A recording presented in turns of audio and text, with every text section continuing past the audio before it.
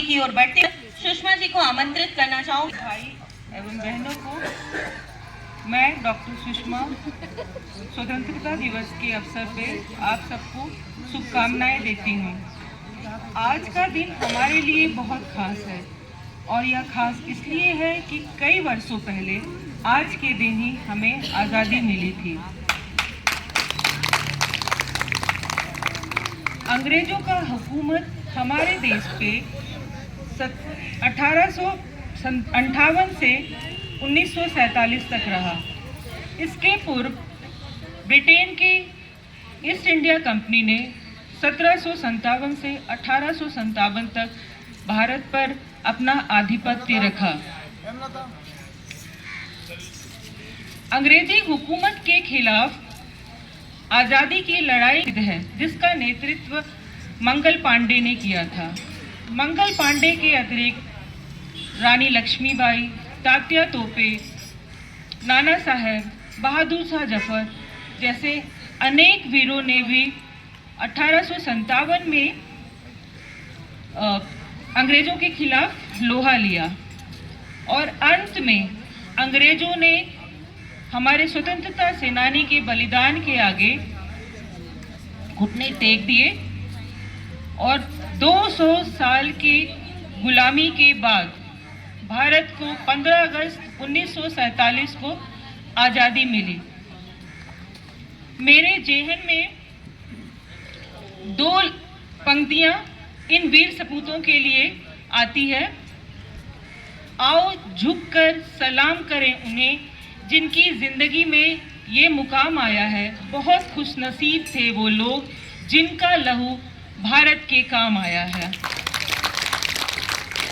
हमारे देश के आज़ादी में बहुत सारे लोगों का सहयोग रहा है, जिनमें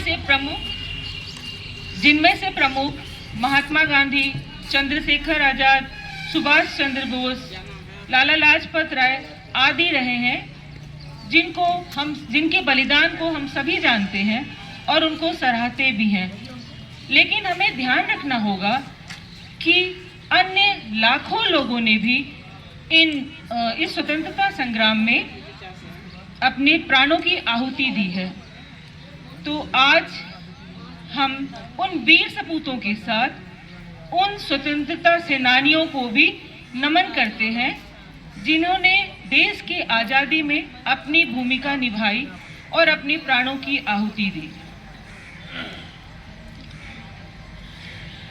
1906 7 अगस्त को कोलकाता के पारसी बागान स्क्वायर में सर्वप्रथम राष्ट्रीय ध्वज फहराया गया और हमारा तिरंगा सबसे पहले 15 अगस्त 1947 को हमारे प्रथम प्रधानमंत्री पंडित जवाहरलाल नेहरू ने लाल किला पे फहराया। हमारा झंडा तिरंगा कहलाता है। यह 3 रंगों की पट्टी से बना है, जो सबसे ऊपर केसरिया, फिर सफ़ेद और हरा रंग है। केसरिया रंग शक्ति और साहस का प्रतीक है, सफ़ेद रंग शांति और सच्चाई का प्रतीक है और हरा रंग प्रकृति की उर्वरता वृद्धि का प्रतीक है। हमारे ध्वज के बीच के सफ़ेद पट्टी में सारनाथ स्थित अशोक स्तंभ से लिए गए 24 तीलियों के नीले रंग का चक्र को दर्शाया गया है, जो यह दर्शाता है कि गति में जीवन है और स्थायित्व में मृत्यु।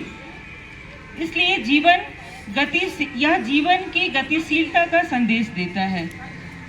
जैसा कि आप सबको पता है कि आज़ादी के समय हमारा अपना कोई राष्ट्रगान नहीं था। जो राष्ट्रगान हम अभी गाते हैं इसे रविन्द्रनाथ टैगोर ने सन 1911 में लिखा था, जिसे संविधान सभा ने 24 जनवरी 1950 को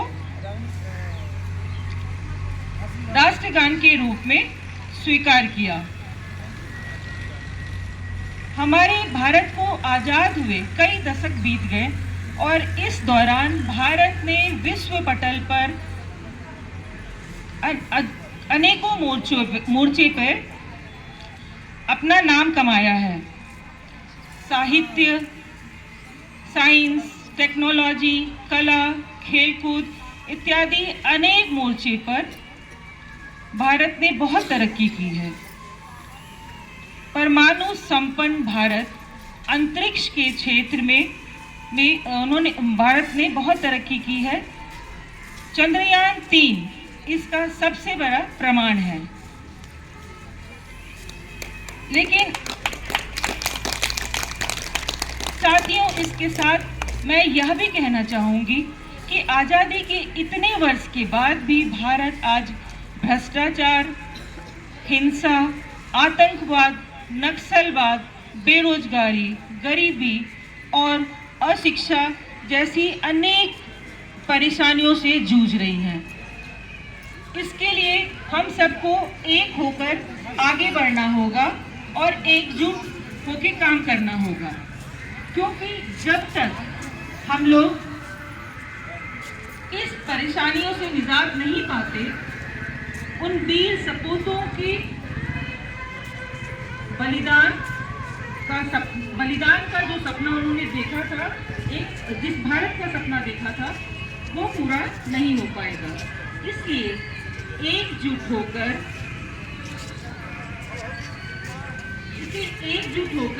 हमें इस एक स्वतंत्र और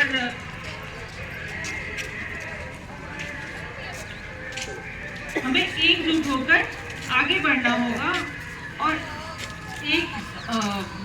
इन विकारों से दूर भारत का निर्माण करना होगा।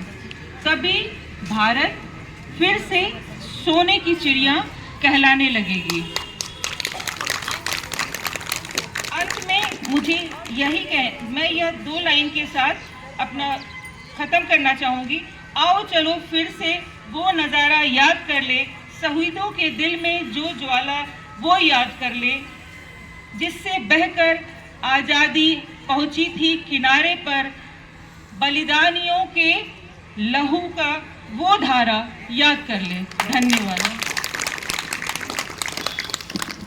बहुत बहुत धन्यवाद सुषमा दी। आगे कार्यक्रम बढ़ाते हुए